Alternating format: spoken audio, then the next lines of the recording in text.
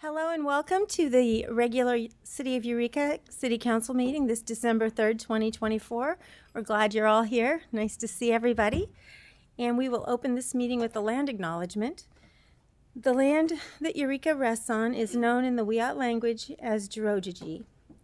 Past actions by local, state, and federal governments removed the Wiyot and other indigenous peoples from the land and threatened to destroy their cultural practices. The City of Eureka acknowledged the Wiyot community, their elders both past and present, as well as future generations. This acknowledgement demonstrates the city's commitment to dismantle the ongoing legacies of settler colonialism. And do we have, let's do a roll call first. Councilmember Castellano. Here. Councilmember Moulton. I'm here. Councilmember Fernandez is absent. Councilmember Bauer. Here. Councilmember Contreras-DeLoach. Here. Mayor Burgell. Here. And would all who care to join me in the Pledge of Allegiance? I pledge allegiance to the flag of the United States of America and to the republic for which it stands, one nation, under God, indivisible, with liberty and justice for all. All right, and is there a report out of closed session? City Attorney Luna? Good evening, Mayor. There's no report out of closed session tonight. Great, thank you. Okay, so we'll start with mayor announcements. This evening we have Sydney McDonald here to talk about Food for People Holiday Food Drive. Come on up. Welcome.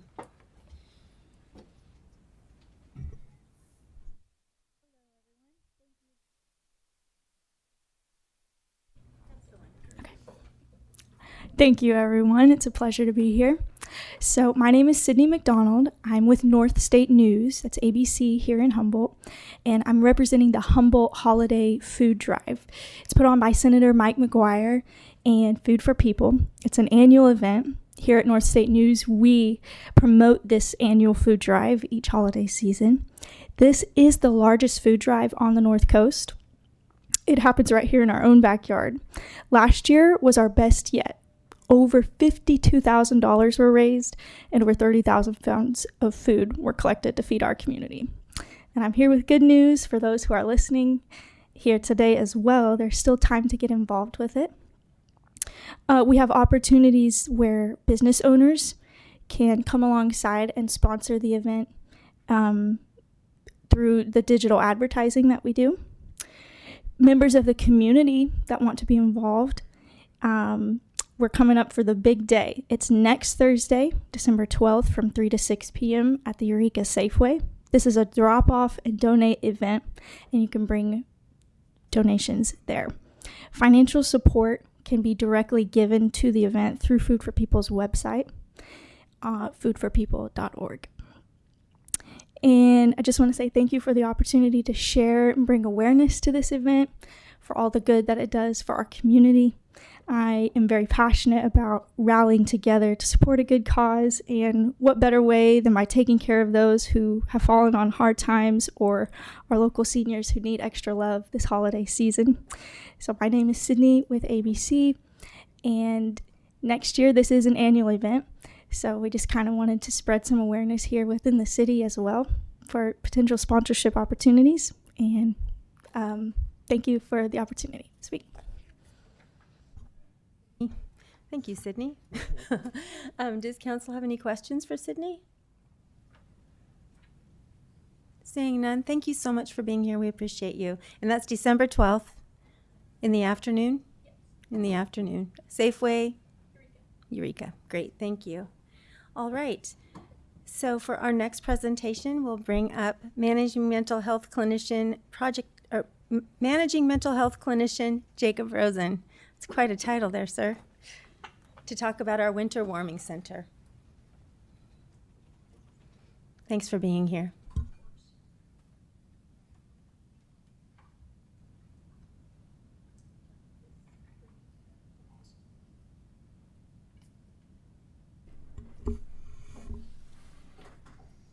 I'm not in control. Hang on. Yeah.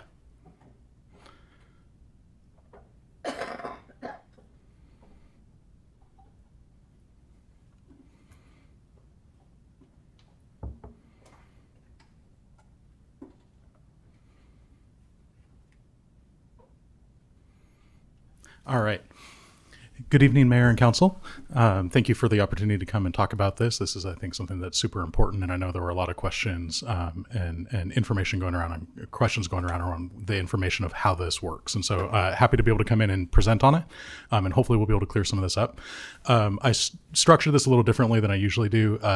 It's unfortunately going to be a little wordier, but my goal is to kind of create like a FAQ, essentially, around some of the frequently asked questions that we get for the EWOC and kind of how it works, and then leave things open for questions afterwards. So apologies if it feels death by PowerPoint. So some quick history. The first time we popped this up was the winter of 2022 to 2023. During that year, we had pretty dangerous temperatures, regularly getting below freezing. We had excessive precipitation and strong winds. There was a series of deaths that were unfortunately attributed to this weather, 3 of which were here in Eureka, numerous others around the county of Humboldt. At that time, I believe after the second or third fatality, spearheaded by now retired Chief Jarvis, city staff came together and started to develop a plan to kind of combat this and figure out how do we get people inside, how do we help folks be safe with the weather, knowing that the city has the homeless population that it does, and how do we create a low barrier system so that those folks can access it if they're not accessing other shelters. From concept to launch, it was 1 week. And so from the time that we determined this was a need to the time that we actually opened a center was just 7 days. That wouldn't have happened without our partnership with Lifehouse Church and Pastor Willie Bowles. It wouldn't have. Their support and volunteers and facility really made it possible. We did not have anything else lined up. So I like to give them that shout out because they really came through for the community. Our guests, in going back 2 years later now, trying to look for the data, 1 week launch time, we didn't really have a lot of considerations for how we were going to track data efficiently. So it's scattered through a bunch of emails. And these are the numbers that I found. I didn't want to go reporting too heavily just because I know it's an incomplete data set. We've since remedied that. But we were having 3 to 15 guests per night. And if I remember correctly, we're open for 10 to 12 nights. So last winter, 2023 to 4, Faith Center joined as a second site. The implementation plans were very much refined, both in terms of how we recruit and train volunteers, but also how we pop the site up. We started to write some of this stuff down and get policy and procedure around it so that it's replicable and not just dependent on a couple city employees to make it work. We got a huge outpouring of community support. We had over 100 volunteers sign up and over 60 completed the volunteer trainings. And then we only had to open 2 nights where it met our actual criteria for opening, and we'll definitely cover the criteria. During those 2 nights, both of them were due to temperature. The activation was much smoother. We had a ton of volunteer turnout. We were full every shift. I've since started tracking these numbers. So for this year, I have those volunteer numbers, but last year we didn't track that. We had 22 guests over the 2 nights, 3 pets and 1 couple. So this year, we've continued to refine the implementation process, especially having more robust data collection, because that's important. Unfortunately, at this point, Lifehouse Church is no longer a viable site due to some limitations in their administration capacity and just being able to kind of perform that lift. It's just not going to happen. They regret that was the case, but it's just kind of how we go. Faith Center is still there, and Betty Chin has stepped up to the plate and made her facilities available as our kind of backup secondary site until we're able to find a more permanent second site. So data for the last storm that was just a couple weeks ago, 11/17 to the 22nd. We opened 3 nights, all due to precipitation. We had 65 guests in total. We had 23 community volunteers, and that's not including Redwood Teen Challenge, who has been providing our transport services, and then Betty's staff, many of whom volunteered to come in extra for those nights, and then Betty herself staying extra. So there was, again, a massive community lift to make this happen. We had 11 pets, and we had 5 couples. So one of the frequent questions we get, probably the most frequent question we get, is when do we open? So first, whether or not we open is a group decision. This isn't just kind of on a whim. It's kind of split between Commander LaFrance with EPD, myself, and then Jeff Davis with Uplift. We're constantly monitoring the weather and then consulting throughout the day and determining whether or not it's going to meet our criteria based on the forecast. And we are attending the National Weather Service meetings and getting briefed on that. There are 4 criteria that we've reserved for opening. The temperature is under 33 degrees, right? So freezing or under, 32 and down is when we would open for temperature. Precipitation total is expected to exceed 1 inch between 4 p.m. and 4 a.m. Sustained winds of more than 40 miles per hour. So that's not gusts, that's sustained winds. One of the nights that we opened for rain, we actually almost hit that marker as well. I think the forecast was calling for 37 to 38 mile an hour sustained winds, which is pretty significant still.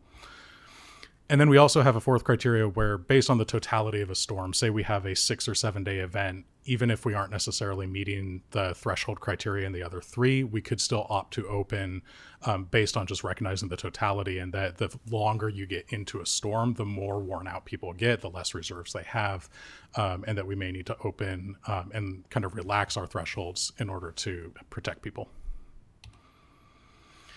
Opening also depends on staffing and volunteers. This depends on city staff. This is a big lift for city staff to kick this off. This often results in a lot of overtime for EPD and care and Uplift. Staff have to stay extra to get people into the EWOC, and then they have to come in early to get people from the site to free meal. Activation, yeah, we covered that. And then we also need at least 8 volunteers to cover the shifts while the EWOC is open. So it's usually 3 at the beginning, 3 at the end, and 2 overnight. More is obviously better, but 8 is kind of like the bottom line. There also has to be site availability. So that means that we need to have a site that's ready to open and that's willing and doesn't have other events that are corresponding at that facility, because all of the places that we're at have other things going on. There isn't a dedicated building. And then we also have to have staff that are available to do all the transport, and Teen Challenge has been a core component of that. And so if they aren't available, then that stretches city staff thinner, which makes it more difficult to open. So we do have to factor that in. So as you can see with all these kind of criteria, we have a lot that has to go on. We have a lot that needs to happen, both in terms of being prepared to open, but also then have the criteria there. And so there is a lot that ends up going into this. So this next question that we get probably the most is, how do people get into the EWOC when it is open? We have 4 methods of entry. The primary one is the designated pickup locations. So that's Free Meal, the Sacco Amphitheater, the Hope Center, and then the corner of 14th and Coster. After the last storm, we are in the process of reevaluating some of these for different reasons with each one. And if we determine that we're going to do different locations, we will definitely announce that, and we'll change our media components so that we advertise that as well. The only one that doesn't really have issues is Free Meal. But each of the other ones either have issues with lighting or have issues with like a behavioral health. Folks want to stay in the lobby, even though after 5 o'clock behavioral health is closed. And so we're trying to figure out how do we help cater to that agency that has been generous enough to lend us, the ability to have people hanging out at their Hope, in front of their Hope Center, waiting for pickup. We've also found that best practice is that while we have the designated pickup sites, we also have a roaming vehicle. And so this is often a city staff member or 2 in a pair driving around looking at folks that we know are at different encampments or locations, and then are finding those folks because we know they're high risk. And so these are folks that either Uplift, Care, or EPD have identified as at risk for the weather, and then we actually have someone go out to those locations and look specifically for those folks.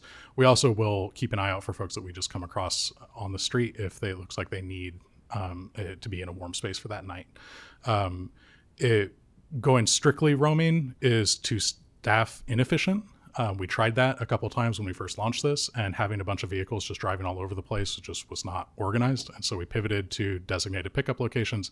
However, when we do this, we also recognize that if we only do pickup locations, then we miss people who can't get to those locations. And so we've found our best practice is to do both. We also coordinate with St. Joseph's ER. to make sure that they have an avenue to get folks into a space that is warm and dry in the event that someone's being discharged from the ER. And so how this works is if the ER determines this, we let them know before when we're opening that we will be open. And then if they determine that someone is going to need this service, they can call the non-emergency line at EPD. And if patrol is available, patrol will then go out, do the screening, and bring them to the EWOC.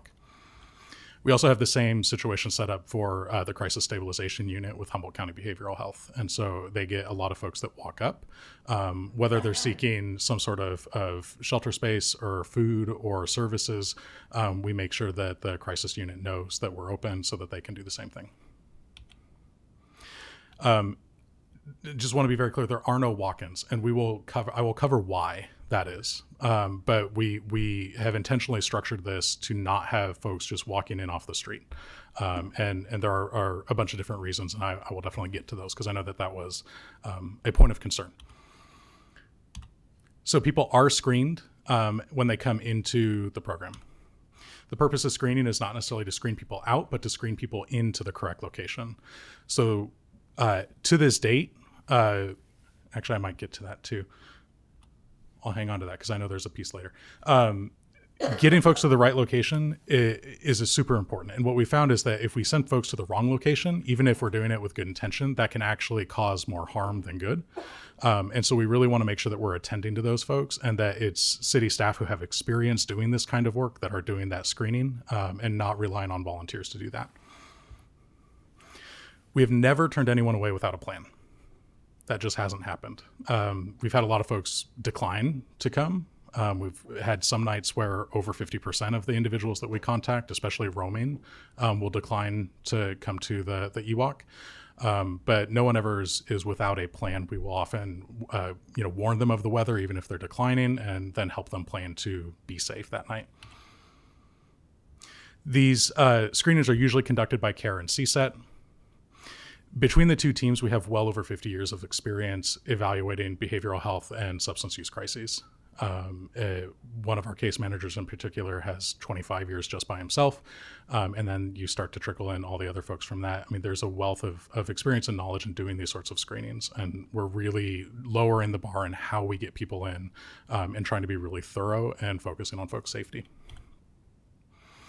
These teams are critical in doing this work because they're also having regular contact with the population that we're working to get into the EWOC. It's not that we're just meeting them for the first time that day and then driving them off somewhere. We are really, these are folks that we know, especially the roamers. When we're targeting specific individuals we've seen throughout the week and we know they're at risk, we work really hard to try and go and get those folks inside.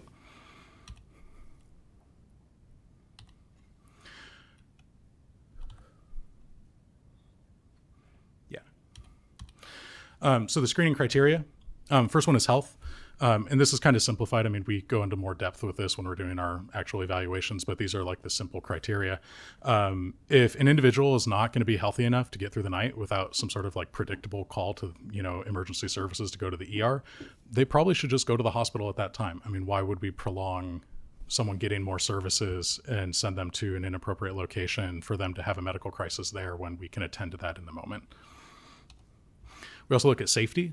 Someone does have to be able to have appropriate behavior and maintain their physical safety while they're there. So if they're having mental health or substance use related issues that are putting themselves at risk or someone else at risk, there's a better chance that we're going to do an evaluation for a 5150 and determine whether they need more emergent services at a higher level of care rather than bringing them to the EWOC where that behavior could then affect other people.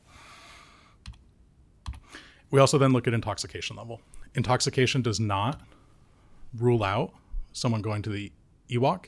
However, they do have to be able to maintain with the first two criteria, right?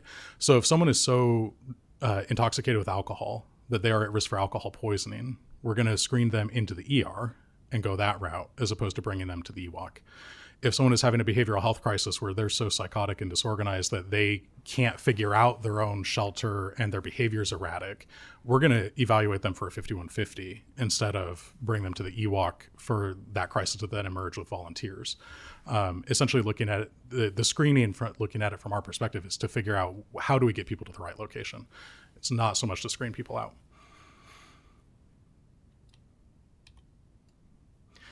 So what happens if someone is not healthy or safe?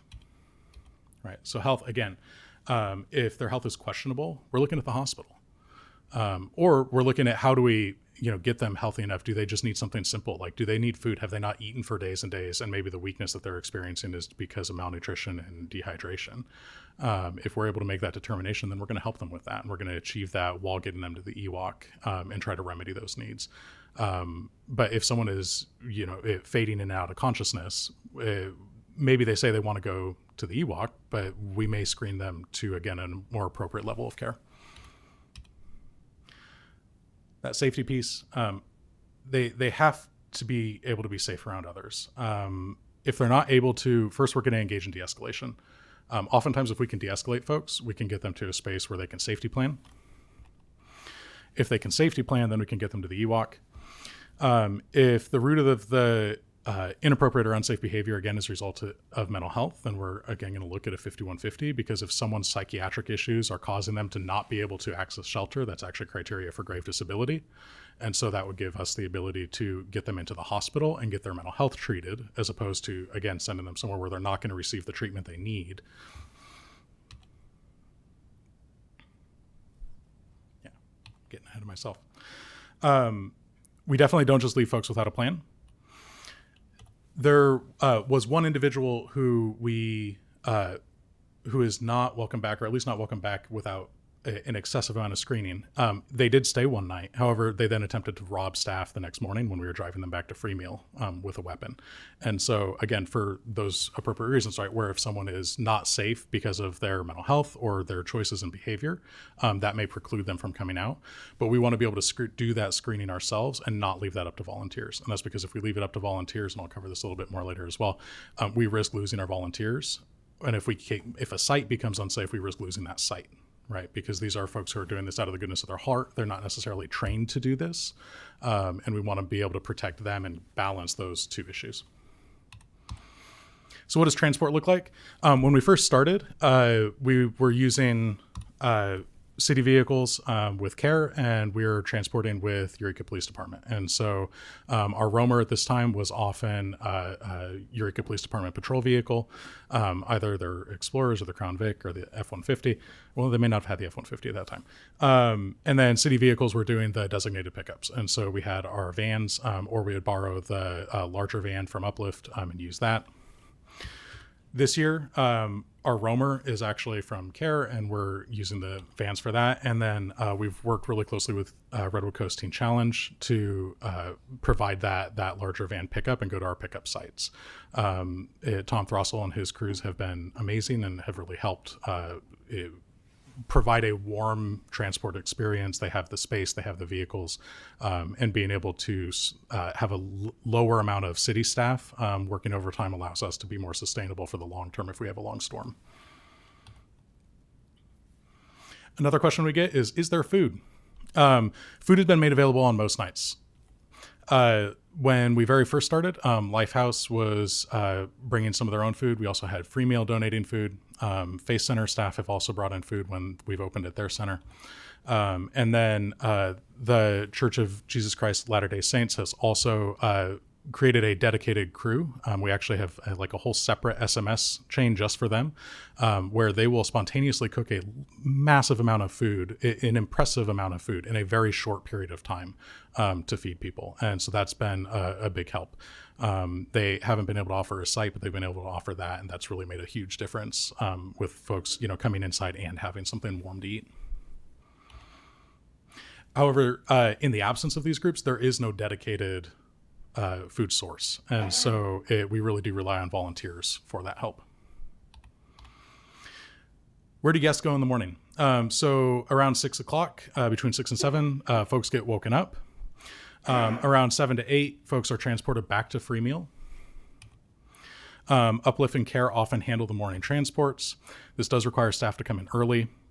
And then Uplift also serves coffee at Free Meal to the folks who are coming back from the EWOC.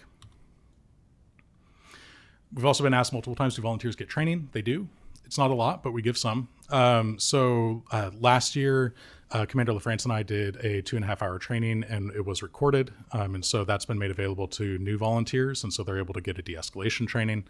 And then we've also been using the state's Department of Healthcare Services naloxone training to make sure that anyone who is staffing this as a volunteer has at least a minimum knowledge of how to use naloxone, so that if someone does overdose on opiates while at the center, we provide the naloxone there, and then they are at least trained to use it.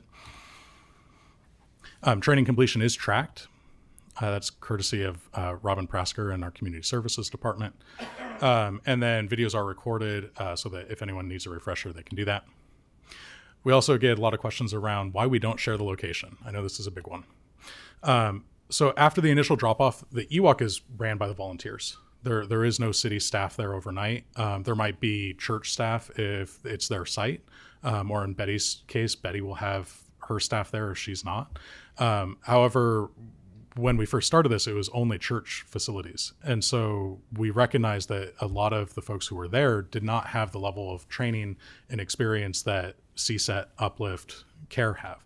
And in order to protect those staff and not put them in a vulnerable situation, we need to do that screening.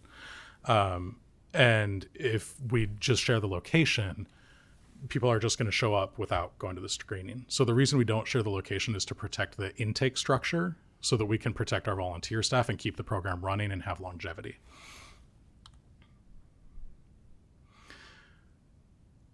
Again, that screening piece for those health and safety criteria.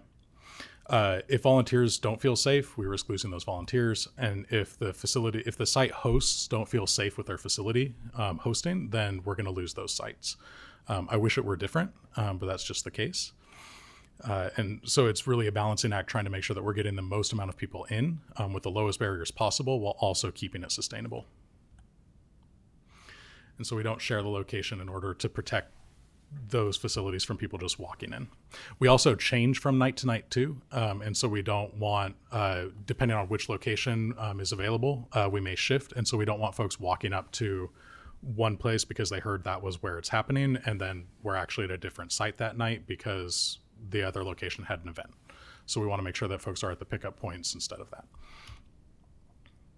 Who do we collaborate with? This is kind of a shout out and a thank you. Lifehouse, Faith Center, Free Meal, Redwood Coast Teen Challenge, Church of Jesus Christ of Latter-day Saints, specifically the Eureka Ward, the Betty Quan Chan Homeless Foundation. DHHS has been amazing. Both their social services and behavioral health department. Social services team has really helped coordinate this network of folks so that we actually have a center that's trying to facilitate a more countywide approach to this. And then behavioral health has really helped in, again, making their Wood Street location available as a pickup site and collaborating with that. Providence St. Joe's, especially in terms of the ER, just making sure that there's a streamlined and efficient way for them to know and then how they contact us. Lost Coast Outpost has been great. They're on the SMS list and actually have it so that if we activate, it automatically gets posted on their site so that we can get that word out there.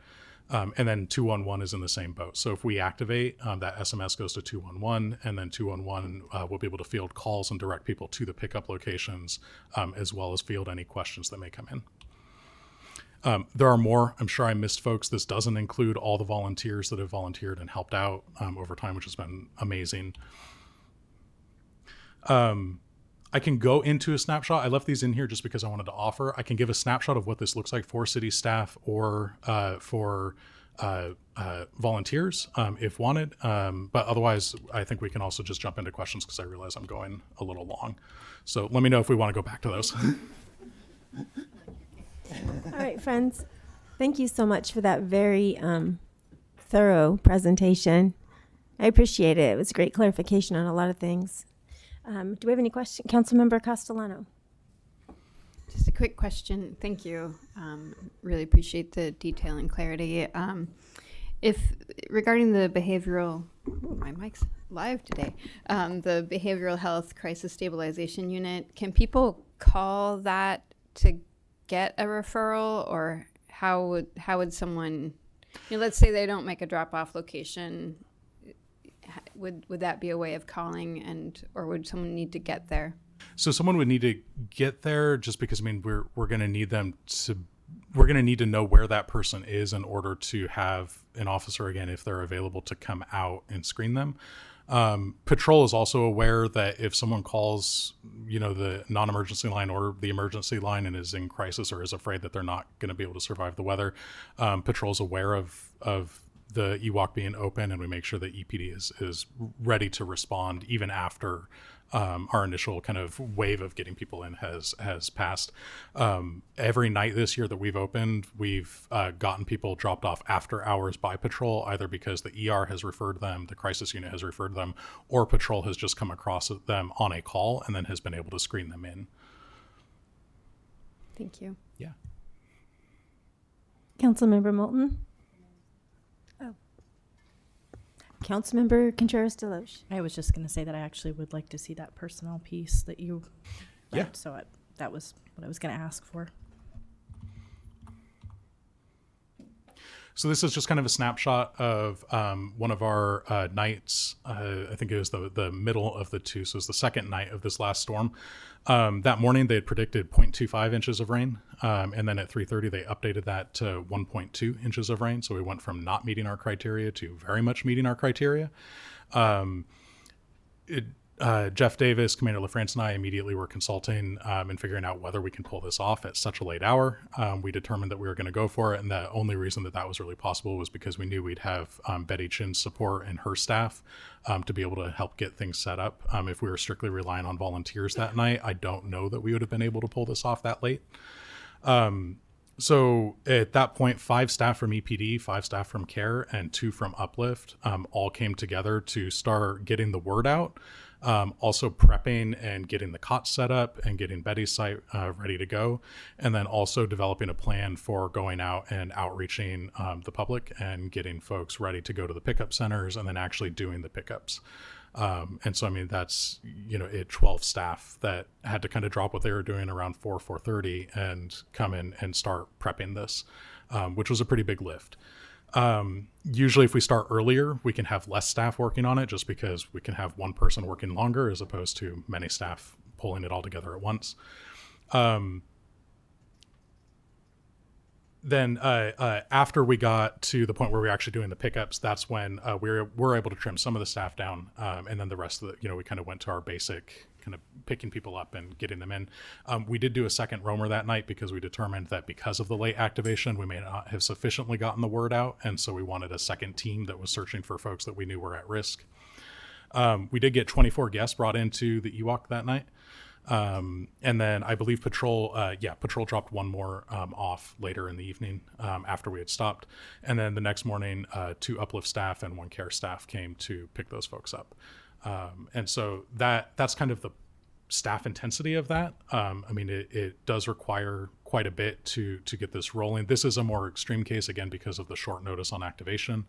However, it requires quite a bit from the CSET team, the CARE team, and the Uplift team to pull this together. And staff is really dedicated to this. Staff has always been willing to pull this off and has worked really hard to do it. And the volunteers have also been really motivated and work hard to help pull this off too.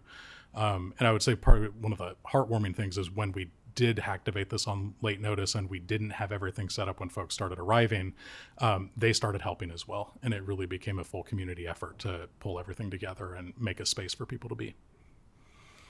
Thank you. Councilmember Moulton. Thank you.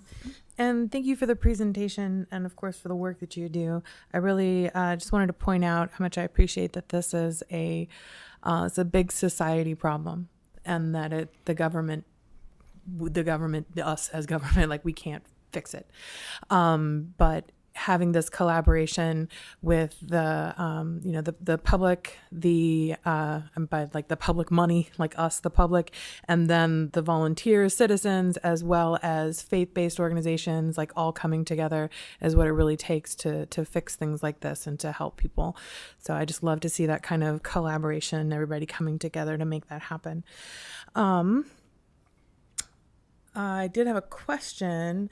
I'd love to see this report available online somewhere. Perhaps there's a Talk Eureka page about. I get asked the question, what is Eureka doing about homelessness?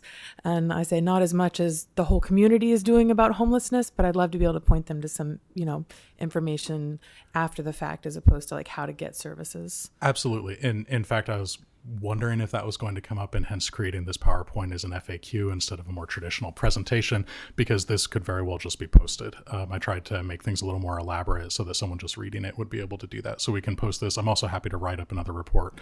And we've had some recent meetings with other city staff to be able to streamline how the city shares how many folks we're getting in and the data and who we're collaborating with and whether we need to call for volunteers and that sort of stuff.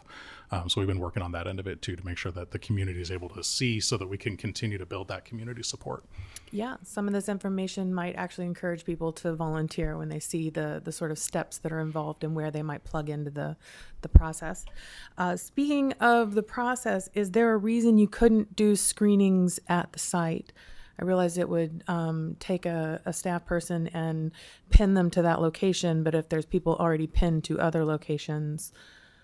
So we would be able to do that, but it would probably still only be within the same pickup hours. And so we haven't done that just because we've wanted to concentrate people showing up to the pickup locations and dedicating staff energy and time there, and then having the roamer picking up other folks. There was a situation last winter where someone did show up to the site for the second night because they had stayed there the first night. And at that point, we were able to just pull the roamer over to that site and screen them there. Our preference is essentially just because we already have 2 screening processes with the designated locations and the roamer. Adding a third would then require more city staff, and we've been stretched thin in the first place with that. I see. I also appreciate that, as you mentioned, these are the people who are picking people up. They know the people they're picking up.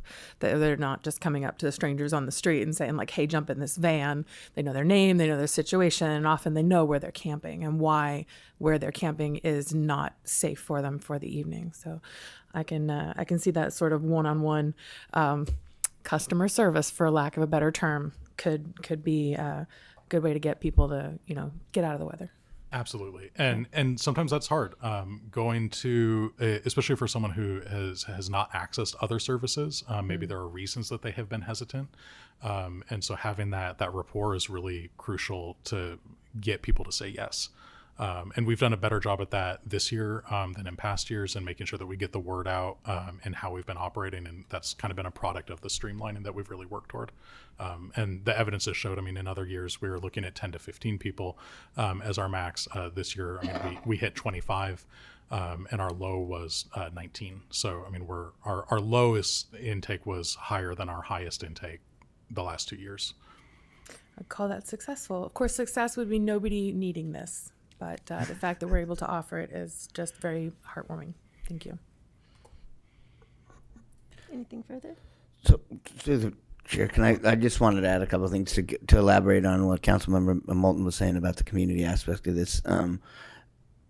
All of the partnering agencies have been great in working through this, but I just want to make it clear that the Eureka Rescue Mission, when they have these same weather conditions, they lower their barriers, they accept more folks, they allow more folks to come in there. City of Eureka has had, for many years now, an emergency overflow shelter agreement with St. Vincent de Paul. We're working on updating that right now, but it'll be in place again, and it's not just for emergency weather. It's for any time that any one of our shelters are over capacity, whether that's the women and children side of the rescue mission or Betty's facility or the men's side of the rescue facility. If it gets to a maximum, we have another 25 beds to support our community for that, and it's not just based on the weather as well. Good to know. Thank you. And to add on to that a little bit, other agencies around the county are also working on that. So the county has kind of put together I want to get the acronym right, I think is the EWCRN, which is Emergency Weather Community Response Network, which does consist of the county, us, Arcata House Partnership, and numerous other agencies and faith-based organizations.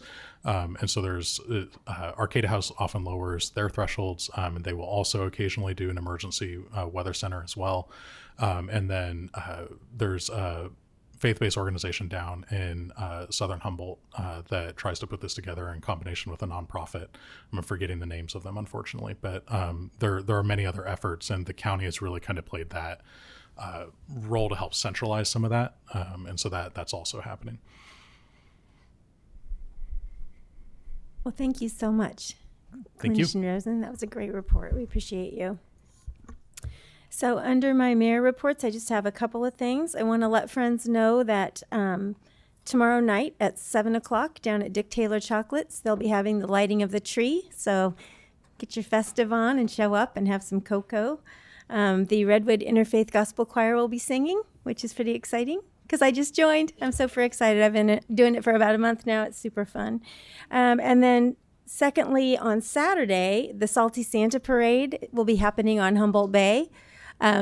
Always a fun thing. We have the Dawn of the Bay. Mr. Zerling fills in for Santa Claus, and he's the curmudgeon of Santas, but he's the bomb. So if you get an opportunity, come on down by the bay on this coming Saturday at 11.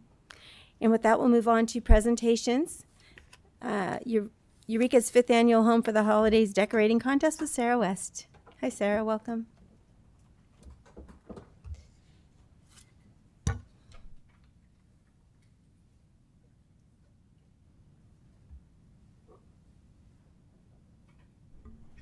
One moment while we switch presentations. Pardon me, Project Manager West.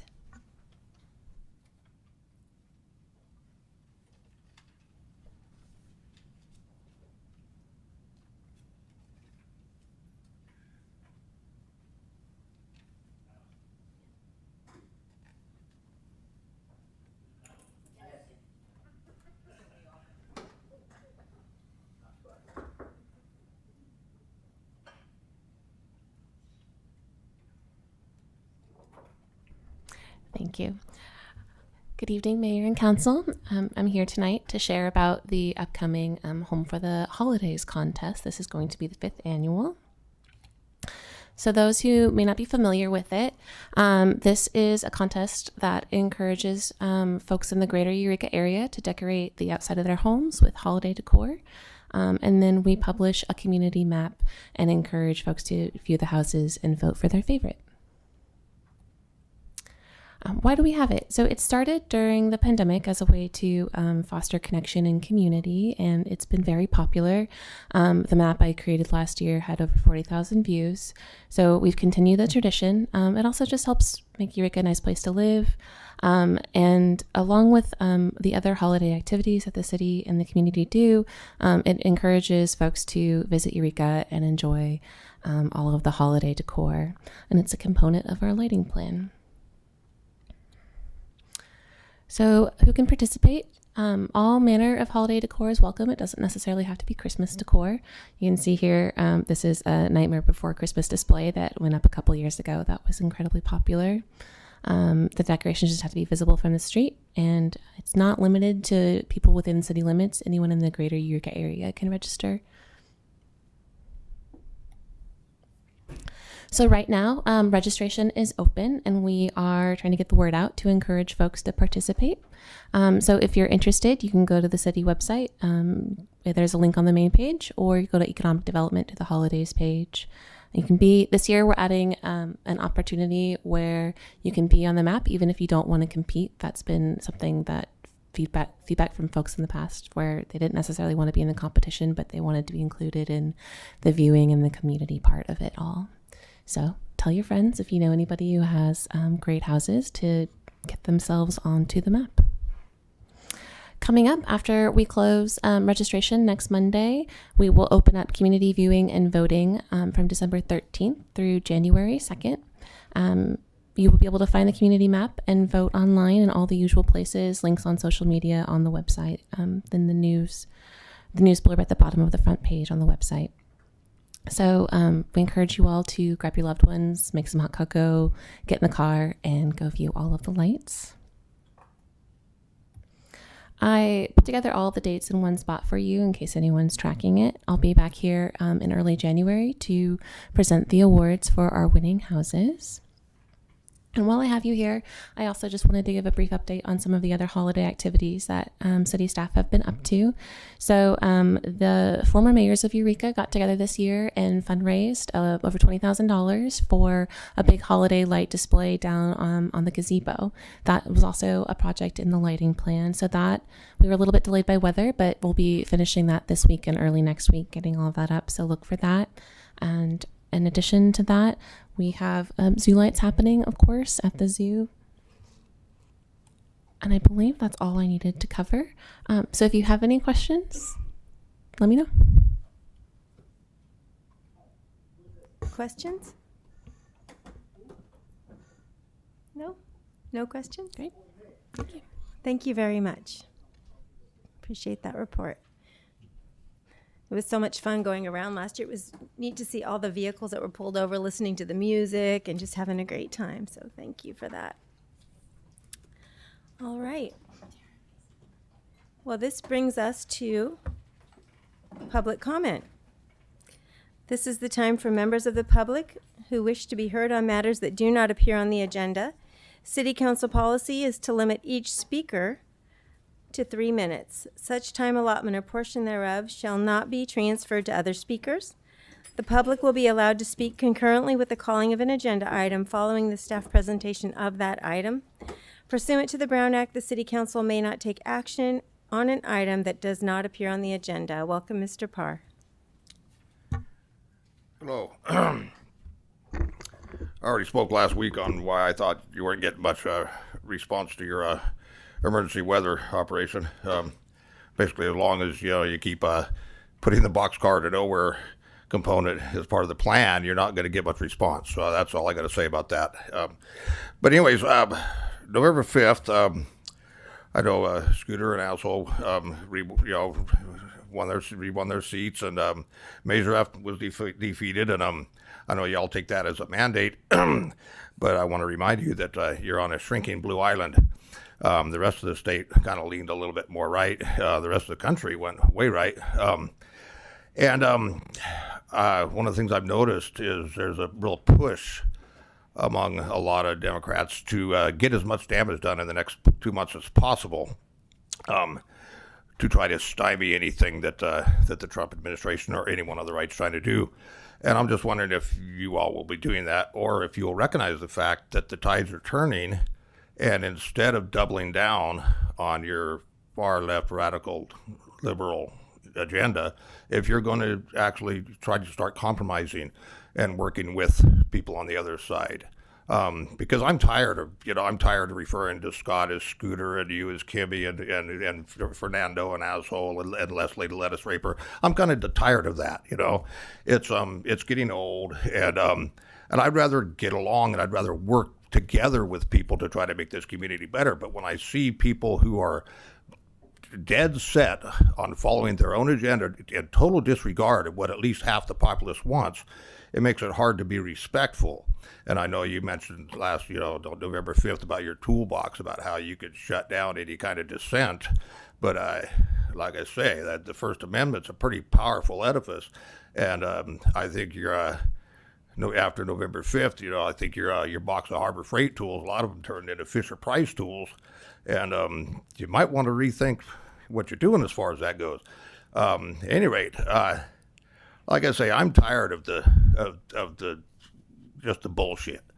And I would really like to see some forward progress being made on something other than a radical far left agenda. Everyone in the city isn't a liberal, and half of us feel not only left out, but run over, disdained, tossed aside, thrown in the garbage. Let's take this opportunity and start trying to make this a better community, one that everyone can enjoy, not just some of us. Thank you. And I'd just like to remind everybody of decorum in this meeting. Name calling, that's free speech, but let's keep it to a limit. We want everybody to feel comfortable here. And to feel like their words are important. So appreciate that. Come on up. Thomas Stewart, Eureka. I just want to inform you of a potential biological hazard in the city of Eureka. I'm sorry, this picture is not the best print. But this is over 200 truckloads of dirt that's being moved from Albee Stadium to the soccer field next to Alice Burney School. And the reason this came about is because I surveyed all the homeowners, 40 homeowners around the property of the Jacobs and the soccer field to see what they wanted. And they all wanted, 99% of them, of 40 homes, wanted California Highway Patrol's new headquarters. So by doing that, I was able to talk to homeowners here about the dirt, which has been here for months uncovered. And one of them complained about the height was so high he could not see the sunset or the bay anymore. So city schools lowered it to just above fence height. But this is, imagine 5 feet of 200 truckloads of dirt next to your fence, 5 feet away from your fence, okay? City schools has not been honest about why this dirt was moved there in the first place, okay? They didn't get a permit. The city of Eureka requires a permit. The state agency that regulates the school systems also require permission to move it. City schools did not have permission to move it. I believe this is the dirt consists of the reef field, which is Cooper's Creek. It's full of concrete pipe, visibly concrete pipe and roots. So anyway, I think this is a serious problem. Unfortunately, your police department doesn't know how to handle a biological issue. They're aware of this, but they say they can't do anything. Your fire department also says I don't know if they're aware of it because they actually haven't even come out and looked at it. So they just said they won't do anything. So basically, I'm trying to bring this to your attention. If a student at that elementary school starts getting sick because of contaminants in the soil, I was told from somebody that knows, that says the soil going there has to be tested, which is, in my investigation, has not taken place, okay? One of the neighbors said this smelled like sewage. That's why I thought this is a more serious problem, because it smelled bad, okay? This could be pesticides over the years, DDT, sewage. It could be full of a lot of contaminants. But hopefully you look at this before you're sued. Thank you. Thank you.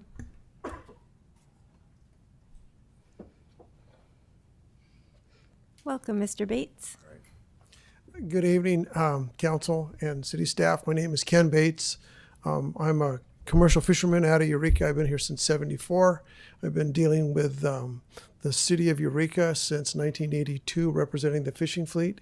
I'm here tonight representing the California Fishermen's Resiliency Association, which is a 50C36 nonprofit. It's funded by the state of California. And I'm specifically here to thank the council and the staff for all the work they did to replace the fender pilings at Eureka Fishermen's Terminal. Replacing the pilings with the new modern recycled plastic was a super important thing. Without the fender pilings in place, boats were essentially going under the dock. So what might just look like sort of a small thing for you guys, this was a huge thing for the fishing fleet here and for the people, the fishermen that come in to use our facility at other parts of the year. A little bit of just background for a second. Eureka Fishermen's Terminal was a project that Jimmy Smith, Ken Bay, and I took on. It took us 18 years to get that project funded. We ended up signing agreements with the city of Eureka so that we could jointly apply for the monies to build that. This has been the first, to my knowledge, the first major expense that we've had to do down there. And so we're really grateful that you did that. I continue to have the pleasure of working with Miles Slattery. He's my 11th city manager. And thanks again. Okay. Thank you. Is there anyone else in chambers that would care to comment during public comment? Seeing no one, do you see anybody on Zoom? I do not see anybody on Zoom. Great. With that, we will close the public comment and move on to public hearings. This is about the Harris Medical Center project, and I wanted to turn it over to Deputy Director Castellano. Congratulations on your new position. So well deserved. We're so glad you're here. Thank you so much. It's an honor.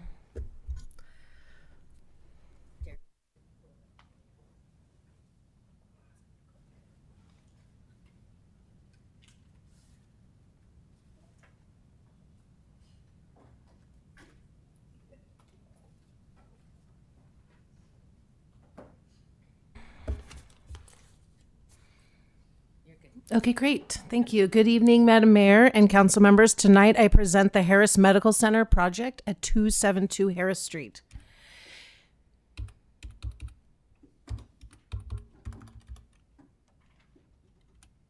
All right. Here's a bird's eye view of the subject property in the context of the city limits. Zooming in, the property is located south of Harris Street between Williams and D Streets. The site currently contains a vacant church building, accessory garage storage buildings, a large parking lot, and a cell tower. Here's another bird's eye view of the project site, but a little closer in, looking to the northeast towards Henderson Center, which I attempt to outline here for more context. Here you can also see the massing of the existing church building and the accessory structures, as well as the existing cell tower, which will not be modified as a result of the project. So the Harris Medical Center project proposes to reuse and redevelop the 1.01 acre site and former church site into residential and commercial uses not currently allowed, which requires the changing the land use designation from LDR low density residential to NC neighborhood commercial, and changing the zoning from R1 residential low to HC Henderson Center. As you can see by these two maps, the site is surrounded by other LDR R1, that's residential low, designated parcels in yellow, but is located just west of Henderson Center, which has the NCHC, the Henderson Center designations in tan and pink. The closest NCHC parcel is located diagonally across the intersection of Harris and D Streets to the northeast of the site. One block to the west of the site, though, there are parcels along Harris Street that have a land use zoning designation of medium density residential in green. So specifically, the proposed Harris Medical Center includes converting the existing church building into an urgent care facility, rural health clinic, and medical spa and associated office space. Also constructing 8 to 10 dwelling units within 2 new 2-story residential structures and up to 2 dwelling units in the existing church building. Also constructing approximately 1,600 square feet of new commercial space for the cafe, as well as some site improvements and the demolition of some existing garage structures. Like I said before, no changes to the existing cell tower are proposed. So here is a conceptual master site plan and front elevation, which were presented at the September 25th community meeting that the applicant voluntarily held. And they are also included in the Planning Commission staff report, which is included as attachment 4 of your agenda summary. So the requested land use and zoning designation changes are necessary to allow the site to be redeveloped with the medical office and clinic and retail commercial uses not allowed under the site's current residential low land use designations and zoning, as well as to construct more residential units without subdividing the site into smaller lots. If the land use and zoning map designation amendments are approved, the proposed uses will be principally permitted. And design review will be required for any new structures larger than 500 square feet or building additions increasing the floor area of a building by 30% or more. Otherwise, no discretionary review will be required. An initial study mitigated negative declaration was prepared for the project pursuant to the California Environmental Quality Act, CEQA. That is before council tonight for consideration and adoption. The CEQA document found that with mitigation measures related to air quality, noise, geological hazards, protection of nesting birds, and cultural and tribal cultural resources, no substantial adverse environmental impact will result from the land use and zoning map amendments, as well as the subsequent development. So how did we get here? On August 15th, 2023, the City Council approved a general plan amendment petition to allow the applicant to apply for the general plan map amendment as well as the zone reclassification because council found changing the land use zoning designations has the potential to serve the public interest. On November 13th, the Planning Commission held a public hearing to receive testimony on the proposed project, consider the CEQA document, and make a recommendation to you, City Council. No one provided testimony during the public hearing except the applicant's architect, who spoke in favor of the project, but in response to a written comment received on the CEQA document, the Planning Commission did discuss the impacts of construction noise on neighboring properties and ultimately did not further limit construction noise beyond the restrictions imposed by the mitigation measure in the CEQA document.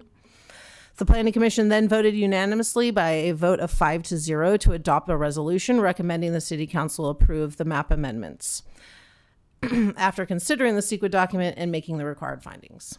So tonight is the first of 2 City Council meetings. This meeting is a public hearing to receive public testimony, and then staff is recommending that you receive the Planning Commission report in attachment 4, which includes the required findings and analysis for approval, adopt the CEQA document, approve the general plan map amendment to change the land use designation, and then introduce the ordinance for the ordinance for the zone reclassification to amend the zoning map.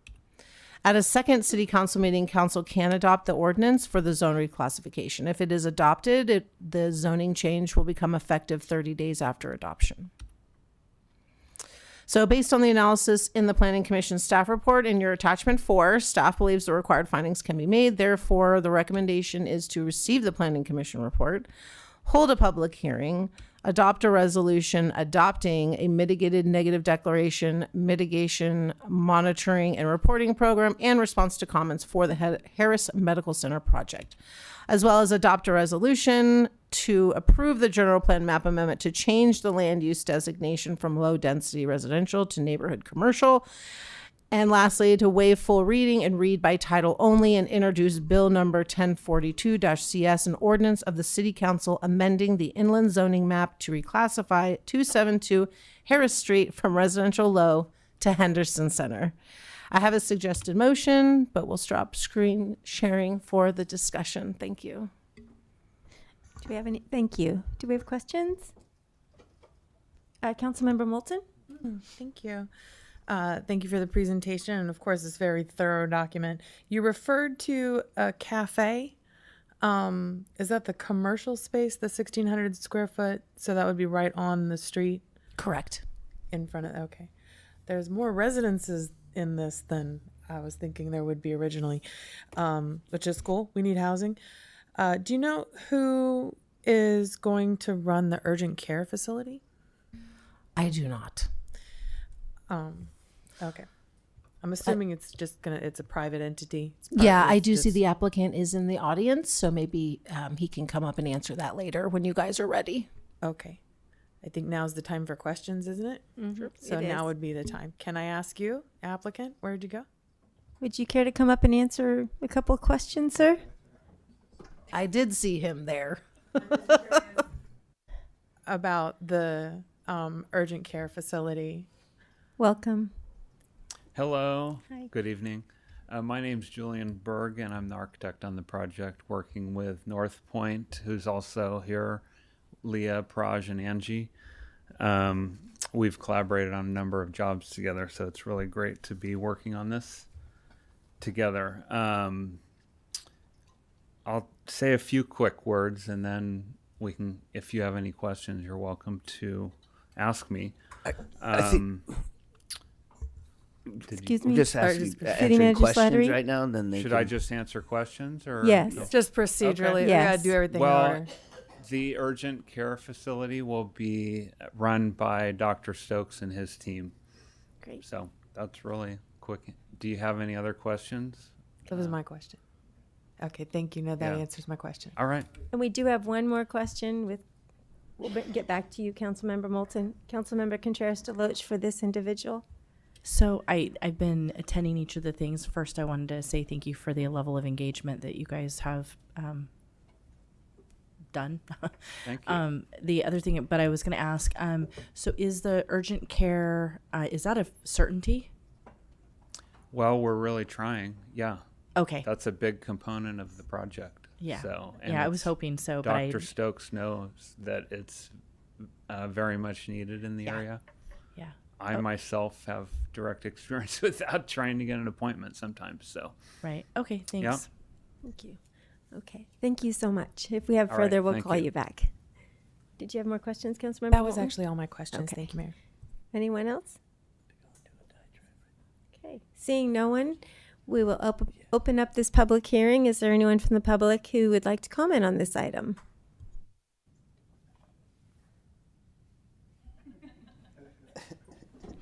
Well, hello, welcome. Yeah, I guess I should have just stayed up here. Well, anyway, I just wanted to say I'm really pleased to be working on this project. Having been born and raised here, it's really exciting to be doing a mixed-use project like this. I really believe in this kind of a development because it creates a more dynamic and safe neighborhood when you have housing and office and commercial space and, of course, healthcare all on in the same vicinity. It creates a much better community space. So I'm hoping you'll be approving that tonight. And as I said earlier, we desperately need more medical facilities. So it's really great that Dr. Stokes and his team is wanting to add this to our community. So I did have some things to discuss on the site plan, but do you think that's necessary to go through? So you can say whatever you want right now as public Okay. comment, so Okay. certainly Well, bring it on. We've really worked hard on creating a it's good 3 minutes. layout to the property that's going to function well for the facility as well as create a nice place to live and work. There's going to be a small commercial space at the front, which we're hoping to be a juice bar or a coffee shop. That will have a little entry courtyard, which will give a buffer from the traffic on Harris Street. There'll be some townhomes and apartments mixed in, some garage spaces.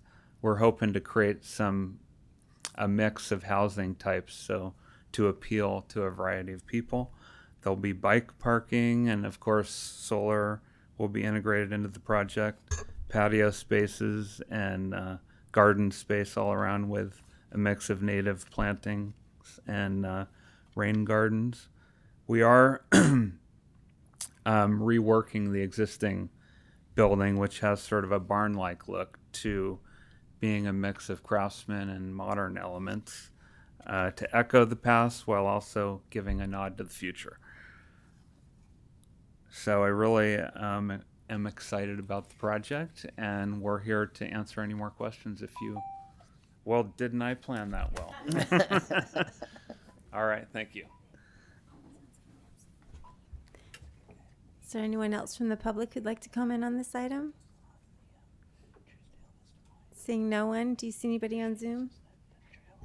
I see no one on Zoom. Okay, so we will close this public hearing and bring it back to council for comments. Councilmember Contreras-DeLoach.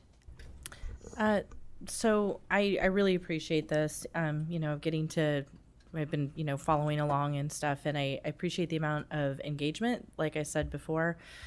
Also, I'm excited about it addresses numerous needs. I actually lived for a while, when I was growing up, a few doors down from where this is going to be at, so I'm very familiar with that neighborhood, and it's an absolutely massive parking lot. And so getting to see, this is what we hope for, right, as a city, is getting to see something be redeveloped into something that is going to be far more useful and contribute in so many positive ways to the community. And I think that this development is that. So that's just the housing, having more access to medical care. And it really is a hop, skip, and a jump. The map showed that. I mean, it's like right there. It's very Henderson Center adjacent. I mean, it's very close. So I think this is great. I'm excited. So I'm going to make a motion.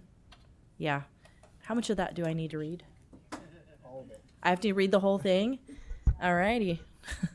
I'm sorry, we couldn't make it any shorter. Can't make it any shorter. Where do I start? Recommendation: receive Planning Commission report and hold a public hearing and adopt a resolution of the City Council of the City of Eureka adopting a mitigated native declaration, mitigation monitoring and reporting program in response to comments for the Harris Medical Center project, and adopt a resolution of the City Council of the City of Eureka approving the general plan amendment to change the land use map designation from low density residential to neighborhood commercial at 272 Harris Street. Do I need to read the APN?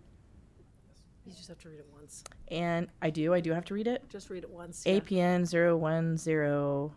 010261012. And waive full reading, read by title only, and introduce bill number 1042-CS, an ordinance of the City Council amending the inland zoning map to reclassify 272 Harris Street from residential low to Henderson Center. My goodness. I'll second. Great, so we have a motion and a second. Are there any further comments, Councilmember Castellano? I actually just have a quick question. Are the housing units that are planned here, were those included in our housing element, or are these housing units in addition to what we've planned in the housing element? It's an addition. Bonus. Yeah. Okay. Great. Any further comments? Please vote. Councilmember Bauer absent, unanimous yes vote, motion carries. Councilmember Fernandez absent, unanimous yes vote, motion carries.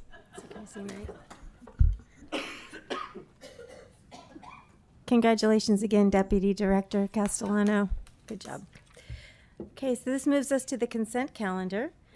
All matters listed under this category are considered to be routine by the City Council and will be enacted by one motion.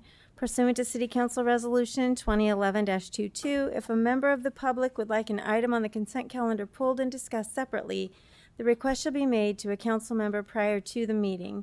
Unless a specific request is made by a council member, the consent calendar will not be read. There will be no separate discussion of these items. Councilmember Moulton. Thank you, Mayor. I'd like to pull item F3, Public Works and Engineering Department Head Appointments. Thank you. And can we get a motion to receive the balance of the consent? So moved. Second. Please vote. Councilmember Fernandez absent, unanimous yes vote, motion carries. Thank you. And with that, we will move to F3, Public Works and Engineering Department Head Appointments. City Manager Slattery. Thank you, Mayor, and good evening, Mayor and Council.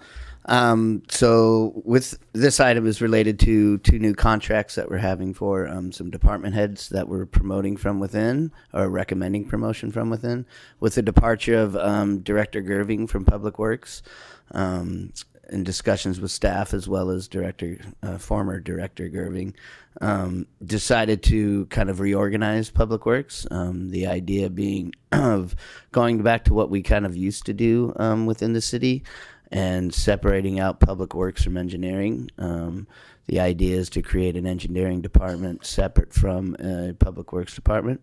Public Works Department will be responsible for the administration and operations of the day-to-day work that Public Works does, and water treatment, wastewater treatment, water distribution, wastewater distribution, streets, and fleet. And all of those responsibilities and day-to-day operations would fall under one department.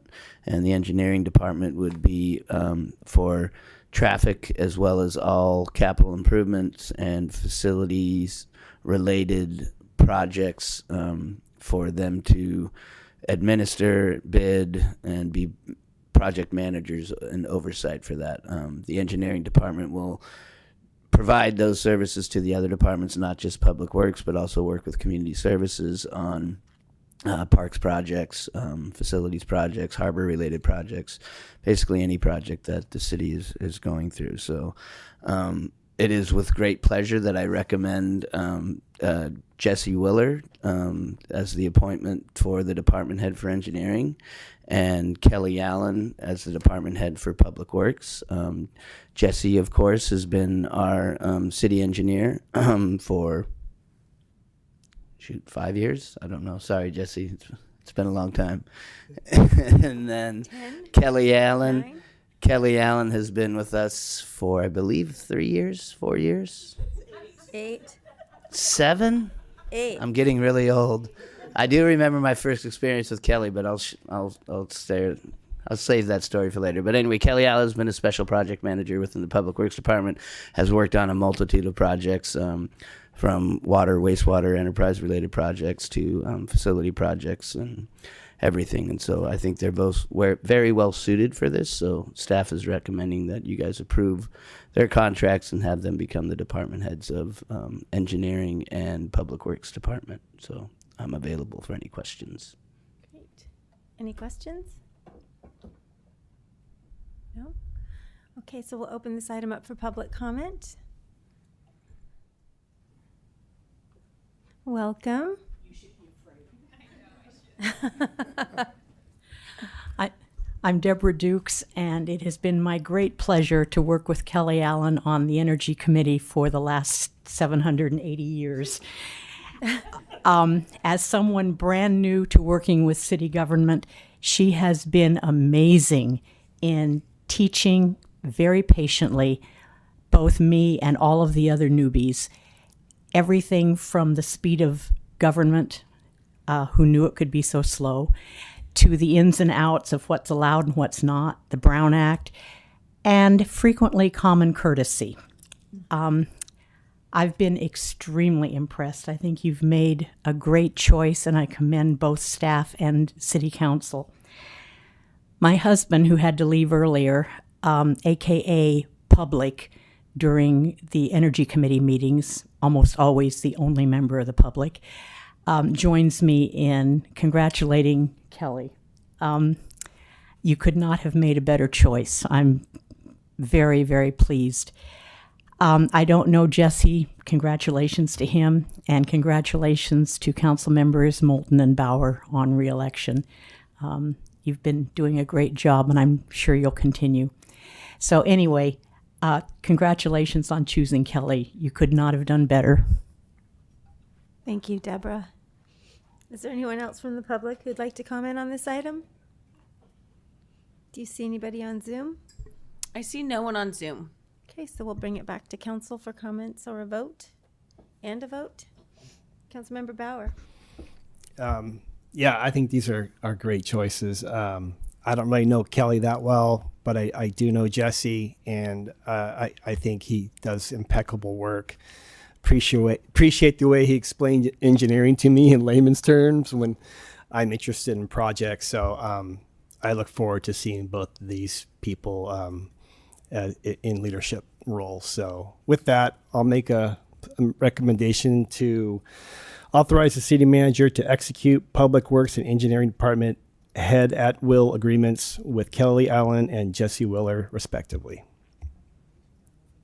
I'll second. Did I say it wrong? Did you say motion?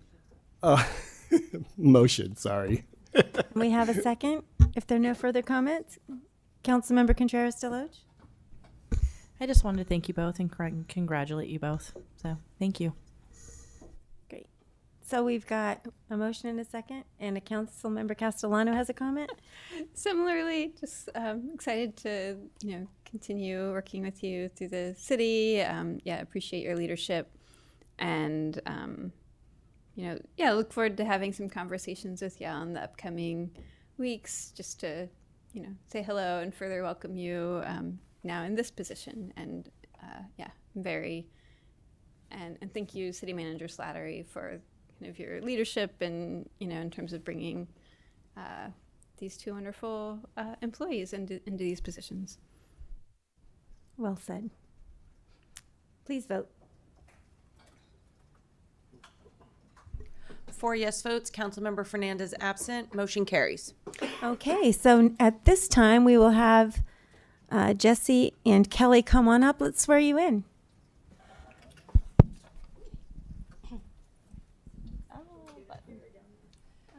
Probably right up here. If you want to just be on the higher end. Smart Alec. Come on back.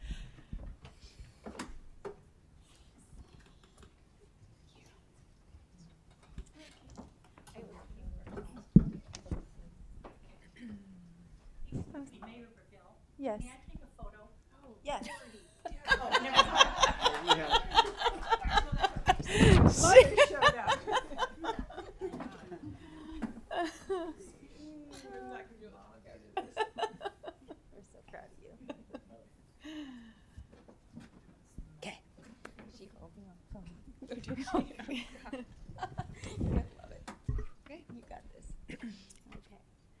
So, City of Eureka Oath of Office. I, Kelly Ann, do solemnly affirm I, Kelly Allen, do solemnly affirm that I will support and defend the Constitution of the United States that I will support and defend the Constitution of the United States and the Constitution of the State of California against all enemies, and the Constitution of the State of California against all enemies, foreign and domestic, that I will bear true faith and allegiance to the Constitution of the United States that I will bear true faith and allegiance to the Constitution of the United States and the Constitution of the State of California and the Constitution of the State of California and the Charter of the City of Eureka, and the Charter of the City of Eureka, that I take this obligation freely without any mental reservation, as I take this obligation freely with no mental reservation, or purpose of evasion, and that I will well and faithfully discharge and I will well and faithfully discharge the duties upon which I am about to enter in the capacity the duties that I'm about to enter in capacity of Public Works Director for the City of Eureka. of Public Works Director of the City of Eureka.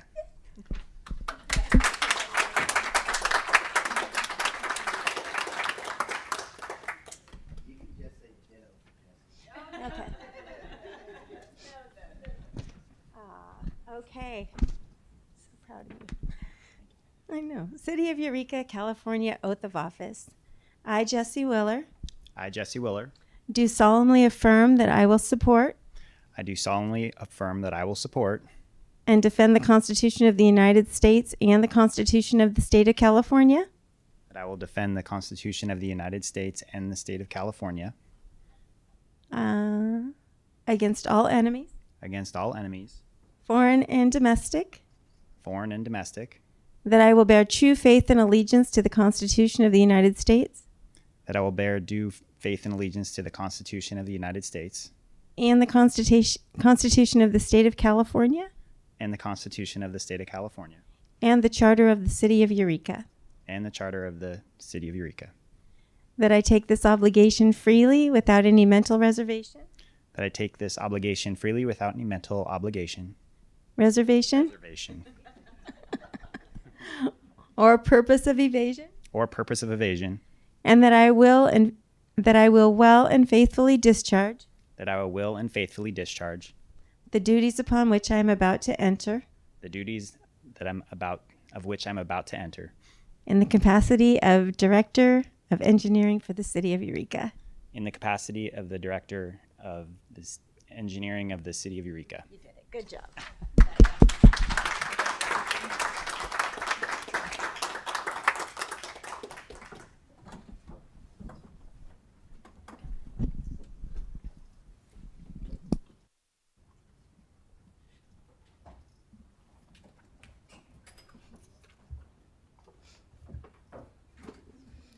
Now that was a great moment. Just going to say that. All right. Moving on to legislative action correspondence. Anybody have any? Okay. Ordinances and resolutions. So reports and action items, disposition and development agreement with the Wiyot Tribe and Rural Communities Housing Development Corporation, and that's with City Manager Slattery. Thank you again, Mayor, and good evening again, Mayor and Council. This item in here is kind of just a cleanup. Back in July of 2023, as a result of a competitive request for proposal process, staff put out a proposal for folks to submit on about developing property, the city-owned lots at 5th and D and 6th and L, excuse me. At that meeting, council awarded that bid to the Wiyot. As a part of awarding that bid, council directed staff to get into a memorandum of understanding with the Wiyot. And along the same lines, staff brought a recommendation to council to work with Rural Communities Housing Development Corporation on September 5th of 2023 and recommended allowing them to get into requesting approval for staff to get into an MOU with rural communities to develop the Sunset Height properties, which are the properties located between Harris and Henderson to the west of Fairfield. Both of those have been completed. We are in an MOU with both of these entities. This is kind of the next step in the process. We are requesting that you authorize the city manager to negotiate an agreement for a disposition and development agreement. These disposition and development agreements are helpful for the developers because it helps with being more competitive with funding. For the Wiyot project, they are looking at some tax credits that are mainly that are set aside for tribal organizations. They're looking at applying for those in July of 2025. So they're in the process of going through the design elements of both 5th and K as well as 6th and L, and will be going to design review prior to that date in July 2025, and get this project to the point at which they'll be more competitive for those tax credits. As it relates to rural communities, they are further along in the process. They're going to be going to our design review. They're going to the Planning Commission. Actually, it'll include design review as well as a CEQA determination, but that's going to Planning Commission on December 11th at the Planning Commission meeting. They applied for tax credits the previous round, and they didn't have enough soft money to be competitive in that process. So they want to get this DDA in place so that they can apply for some multifamily housing program funding from Housing and Community Development at the state level.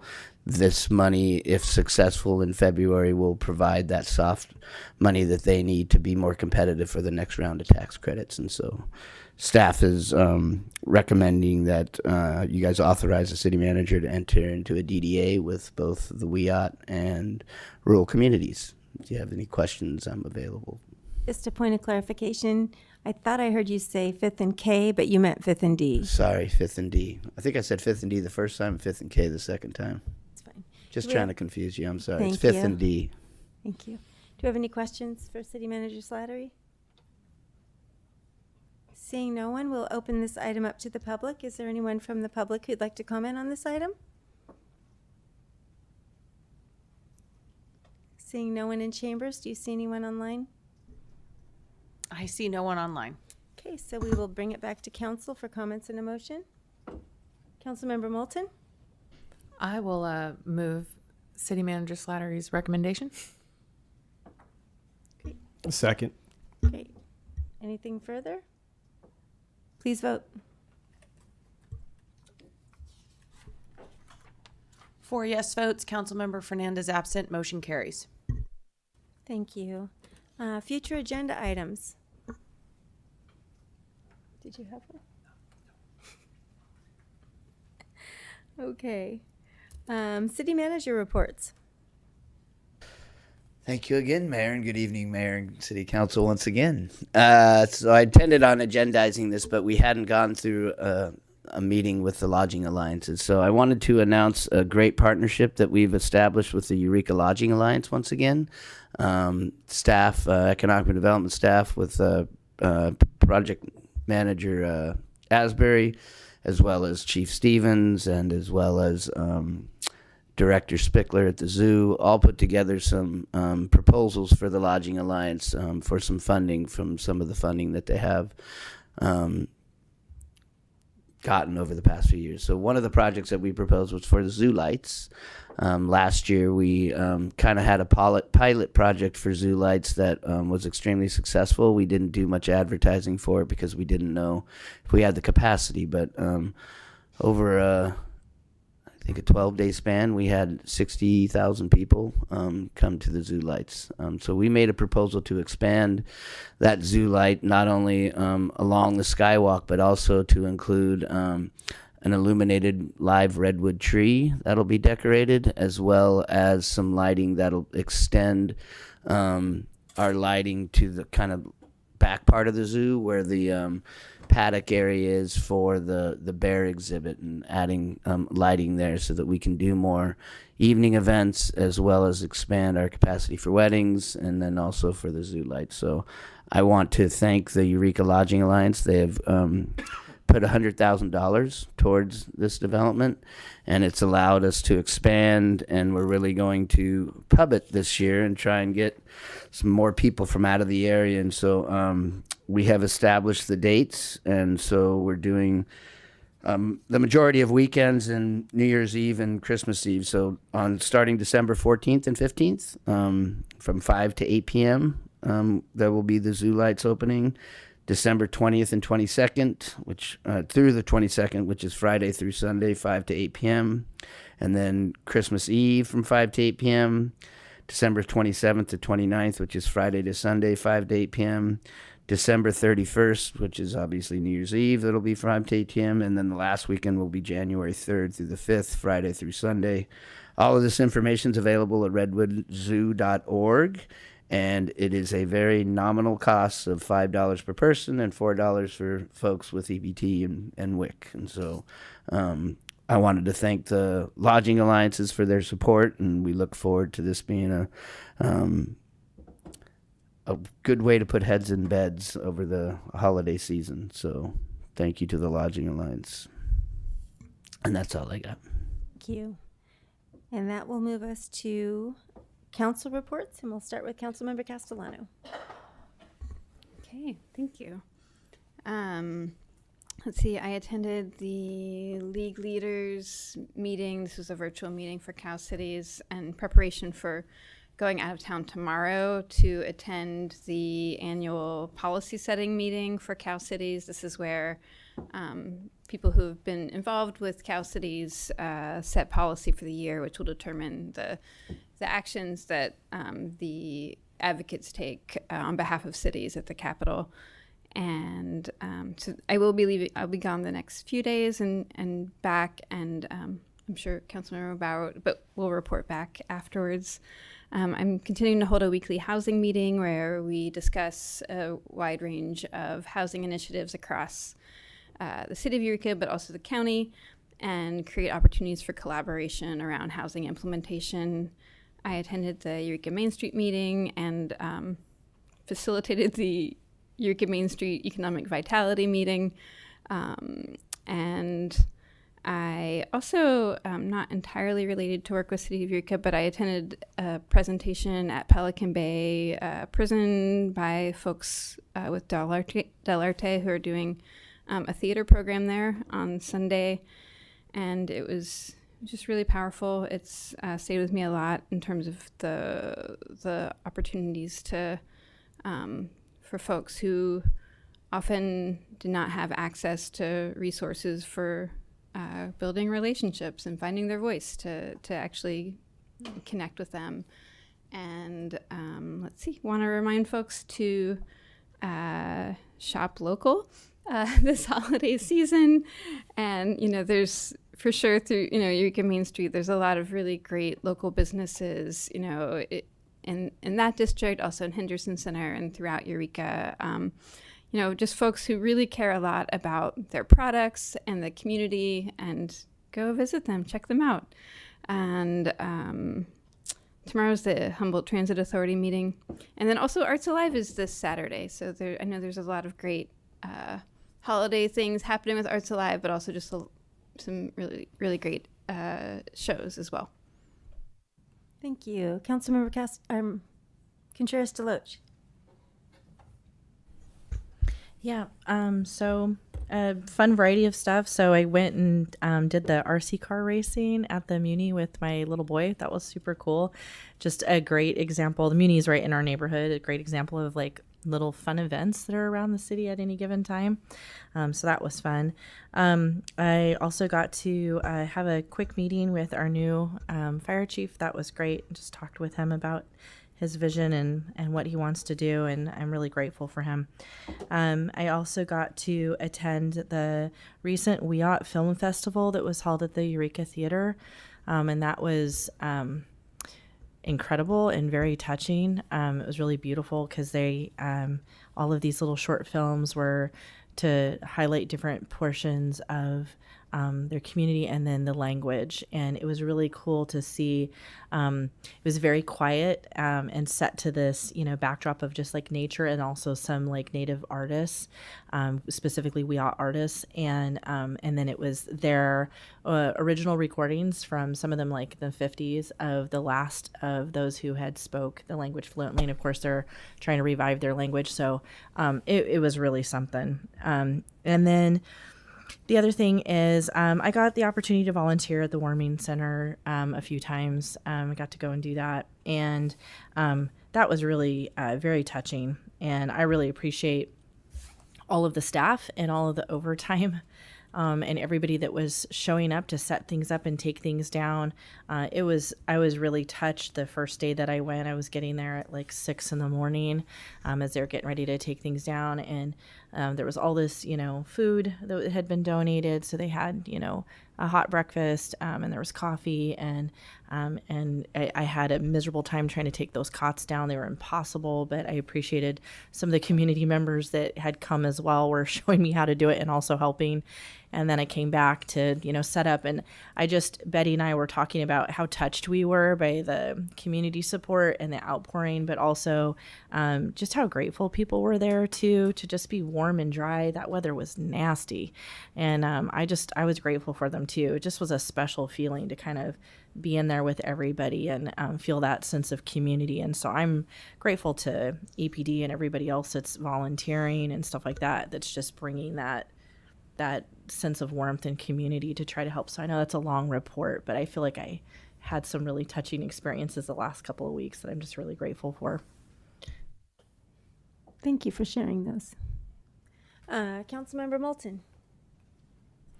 Thank you very much. I have no travel to report this round. With the holiday, there was a nice big gap. Spent 2 days making pies.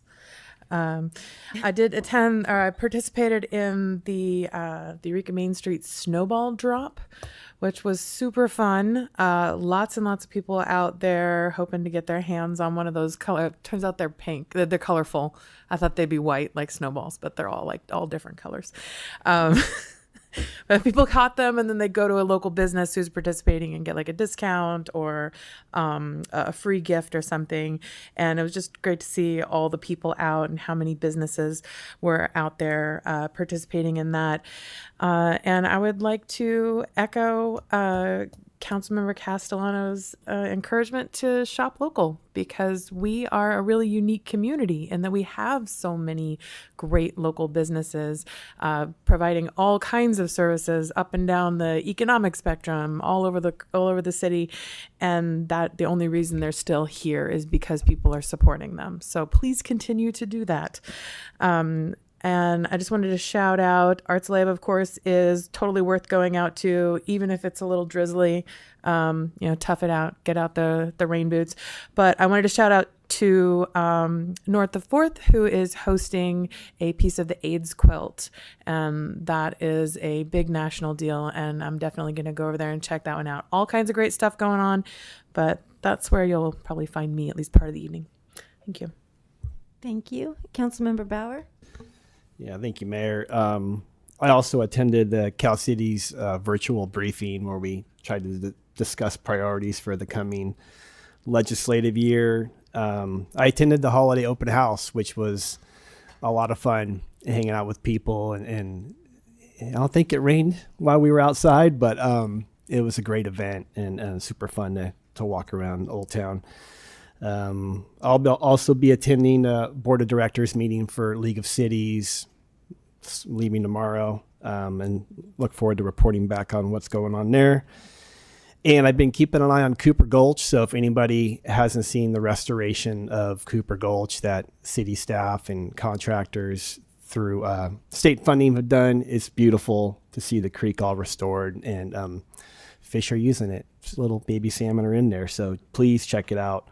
And yeah, I agree 100%. Get out and shop local. It's vital for our city. And I will say, I look forward to collaborating with people in the future. I think there was a discussion about that.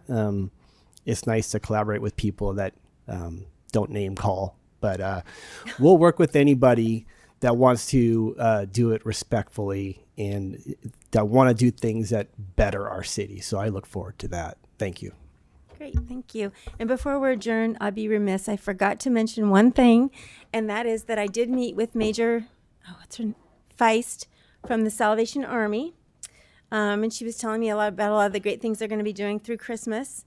But she also, so I will be ringing the bell again, and she asked me to do a little bit of a challenge to council members to see if they might be interested in doing an afternoon of bell ringing. So if you're interested, you can let me know or let Major Faust know. It's fun. It's noisy, but it's fun. So let me know. And with that, we're adjourned.